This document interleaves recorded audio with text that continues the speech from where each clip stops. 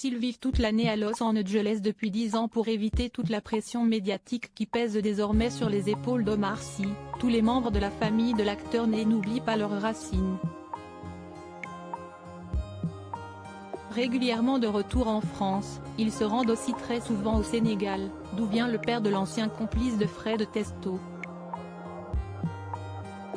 Une destination où le clan se ressource et où les enfants s'épanouissent, comme le montre une nouvelle fois la story d'Hélène Sy avec sa petite dernière, Amani Nour. À 5 ans, la petite fille, en robe et longue tresse sur la tête, suit en effet sa maman dans les magnifiques paysages de ce pays d'Afrique et semble s'amuser lors du tour en bateau que toutes les deux ont ensuite fait. Un adorable moment mère-fille à près de 6500 km de leur domicile américain, qui montre que toutes les deux se sentent comme chez elles dans ce décor de rêve. Ce n'est d'ailleurs pas la première fois qu'Hélène Sy montre à ses abonnés que sa cadette s'éclate au Sénégal.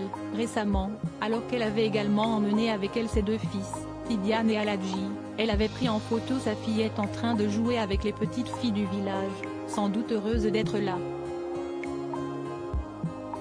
Cette fois, la femme d'Omar Sy semble avoir laissé le reste de la fratrie aux États-Unis et n'avoir emmené que sa petite dernière. Il faut dire qu'Amani Nour n'a que 5 ans et qu'elle peut louper l'école sans trop de soucis, contrairement à ses aînés qui doivent être plus assidus. Cicely, 21 ans, et Saba, 19 ans, ont déjà obtenu leur diplôme et se dirigent vers des études supérieures. Les 2 garçons, âgés de 16 et 13 ans, sont encore élèves. La mère de famille, très protectrice envers son clan, n'était cependant pas là uniquement pour se ressourcer. Depuis quelques mois, elle a en effet créé une marque de beauté bio dont les produits sont tirés de la production sénégalaise et dont tous les profits sont reversés à des associations qui luttent contre les maladies infantiles en Afrique. Une belle œuvre qui rappelle l'association C'est que du bonheur, qu'elle a créée au début des années 2000 pour réaliser les rêves des enfants malades.